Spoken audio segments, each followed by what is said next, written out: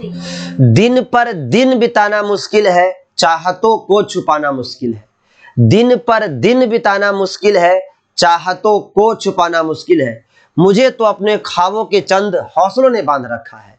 मुझे तो अपने ख्वाबों के चंद हौसलों ने बांध रखा है, वरना जिस मोड़ पर अभी हम हैं वहां हर पल बिताना मुश्किल है, वहां हर पल बिताना मुश्किल है। नमस्कार दोस्तों, मैं हूं शमशेर सिंह श्रीवास्तव और आप देख रहे हैं mastermind academy official YouTube channel. तो आज हम आपके लिए जो बिहार बोर्ड इंटर का क्लास 12th का जो पेपर होने वाला है 2023 में, उसमें इंग्लिश के पेपर आते हैं 100 मार्क्स के। आप जानते हैं उसमें ऑब्जेक्टिव क्वेश्चन का बहुत ही अहम रोल होता है, यानी आपके पेपर में 100 मार्क्स में 50% ऑब्जेक्टिव क्वेश्चन होते हैं। उनमें से आप जानते हैं कि ग्रामर सेक्शन होता है और कुछ क्वेश्चन बुक से होते हैं और कुछ ग्रामर से। तो उसी ग्रामर सेक्शन से आज हम एक टॉपिक्स इडियम्स एंड फ्रेज, जिसको बोलते हैं इडियम्स एंड फ्रेज, यानी जिसको हम मुहावरा बोलते हैं, उन मुहावरों से आज हम कुछ क्वेश्चंस ऑब्जेक्टिव क्वेश्चंस लेकर के आए हैं। तो आइए देखते हैं क्लास 12th के एग्जाम के लिए 2023 के लिए बहुत ही वीवीआई होने वाला है। याद रखिएगा 2023 एग्जाम में एक न एक क्वेश्चन आपको देखने को मिलेगा बिहार बोर्ड के 2023 के एग्जाम में। ठीक है, इडियम्स एंड फ्रेज हम पढ़ेंगे, इडियम्स एंड फ्रेजेज याद रखिएगा। तो चलिए स्टार्ट करते हैं। पहला क्वेश्चन आपके स्क्रीन पे है। इडियम्स एंड फ्रेज का ये पहला वीडियो होगा। इस तरीके से हम 130 इडियम्स एंड फ्रेजेस देखने वाले हैं। ठीक है, तो चलिए ये पहला एपिसोड होगा आज का, फिर नेक्स्ट पार्ट में देखेंगे, फिर अगले पार्ट में देखेंगे, पहला पार्ट होगा। स्टार्ट करते हैं आज का वीडियो। पहला क्वेश्चन आपके स्क्रीन पे, एक बार आप जोर से नारा लगाएंगे, भारत माता की जय, जय बिहार, जय बिहारी। स्टार्ट करते हैं पहला क्वेश्चन स्क्रीन पे। A dark horse, dark horse का मतलब जानते हैं क्या होता है? एक डार्क हॉर्स का मतलब होता है कोई ऐसा काम हो जाना, कोई ऐसा बात हो जाना, या जैसे मान लीजिए कहीं भी कोई आपकी कोई काम है, कोई जरूरत है नहीं, और आपको कोई उम्मीद नहीं है, लेकिन अचानक कोई ऐसा व्यक्ति आ जाए जहां पर आपका काम हो जाए, वो आदमी आपका आकर के अचानक काम कर दे, यानी आप जिस चीज का आप उम्मीद नहीं किए थे वो बिना उम्मीद का काम हो जाए, तो उसे हम कहते हैं an unknown entry. Option number C सही होगा। डार्क हॉर्स का मतलब यही होता है, एन अननोन एंट्री, यानी जो जिसकी उम्मीद नहीं थी वो काम हो जाना। ठीक है, चलिए अगला क्वेश्चन है question number 2।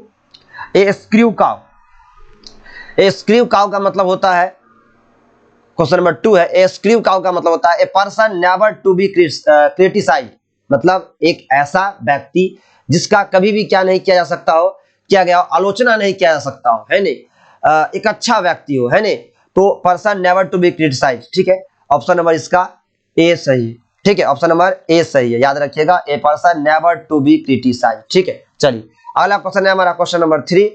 A wild good change, a wild good change का मतलब होता है नहीं, एक ऐसा काम जो आप फालतू में कर रहे हैं, मतलब फालतू काम।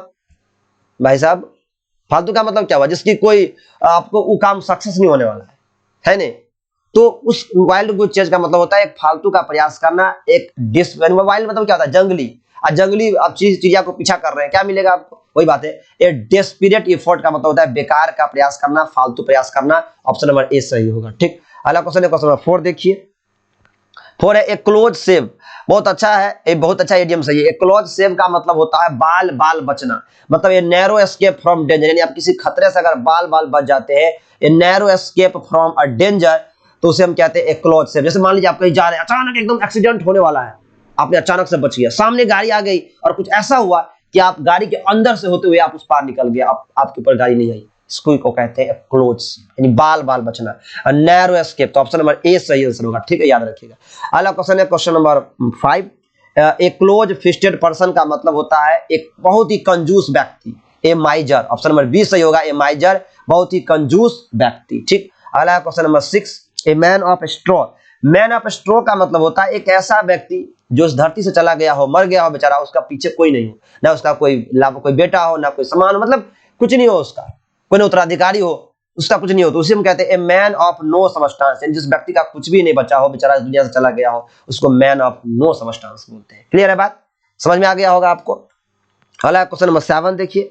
7 कह रहा है at the 11th hour, at the 11th hour का मतलब होता है अंतिम समय में, the last moment. Option number B सही होगा, द लास्ट मोमेंट, अंतिम क्षण में, जैसे कोई काम होता है ना अंतिम क्षण में, उसी को कहते हैं एट द 11th आवर। जैसे मान लीजिए क्रिकेट हो रहा है और अंतिम बॉल में 6 रन लाना है, ना उम्मीद है, लेकिन अंतिम बॉल में अगर 6 लग गया तो हम क्या कहेंगे कि अंतिम आवर में हमने मैच जीत लिया। At the 11th hour India has on the match, है नहीं। चलिए अगला क्वेश्चन है क्वेश्चन नंबर 8 देखिए। क्वेश्चन नंबर 8 है ए स्मॉल फ्राई, ओहो, स्मॉल फ्राई का मतलब होता है अनइम्पोर्टेंट, यानी जो काम महत्वपूर्ण नहीं हो, जो महत्वपूर्ण नहीं हो, और उसको हम कहते हैं स्मॉल फ्राई बोला जाता है। ठीक है, अगला है क्वेश्चन नंबर 9 देखिए, ए रेड लेटर डे, इसका मतलब होता है बहुत ही महत्वपूर्ण दिन। यानी रेड लेटर डे का मतलब होता है एन इंपॉर्टेंट डे, यानी कोई आपकी जिंदगी में कोई महत्वपूर्ण दिन होगा उसे हम कहते हैं रेड लेटर डे, है नहीं। मान लीजिए आप किसी का बहुत दिनों से पीछे कर रहे हैं, बहुत पीछे पड़े हुए, आज एक्सेप्ट कर लिया, क्या बात है, वो क्या रहेगा, ए रेड लेटर डे हो गया, है नहीं, एन इंपॉर्टेंट डे हो गया, याद रखिएगा,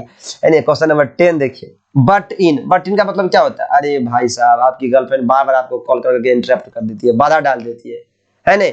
बट इन का मतलब होता है क्या, बाधा डाला, बार बार डिस्टर्ब करना, पढ़ाई कर रहे हैं, फोन आ गया, आप तो हेलो उठाओगे, कैसे हो बाबू, है ये तो चलता ही है नहीं। तो बट इन का मतलब यही होता है। अगला क्वेश्चन नंबर 11 देखिए, क्वेश्चन नंबर 11 का मतलब होता है ब्रिंग टू लाइट। हो ब्रिंग टू लाइट मतलब होता है किसी चीज को क्या करना, मतलब प्रकाशित करना, मतलब उसको हटा देना, जिस पर ढक के जो बात छुपा हुआ था उस बात को क्या करना, उड़ेल देना, है नहीं। तो उसी को हम कहते हैं रिवील, मतलब प्रकट कर देना, किसी छुपी हुई बात को क्या करना, प्रकट कर देना, रिवील कर देना। मान लीजिए दो दोस्त हैं, आप कोई सीक्रेट बात किए हैं, लेकिन कभी अचानक हुआ दोनों दोस्त में झगड़ा हो गया, आपने बात को क्या कर दिया, सबके सामने बोल दिया, बात को प्रकट कर दिया, रिवील कर दिया। तो ब्रिंग टू लाइट यही होता है। ठीक है, चलिए अगला क्वेश्चन है क्वेश्चन नंबर 12, बैड ब्लड। ओहो, आपके बहुत सारे बैड ब्लड होंगे, बहुत सारे बैड ब्लड होंगे, इसका मतलब आपकी बहुत सारी दुश्मनी होगी, दुश्मन होंगे, एनिमिटी, दुश्मनी। बैड ब्लड का मतलब होता है दुश्मनी, है कि नहीं, याद रखिएगा, bad blood option number C सही है, दुश्मनी होता है।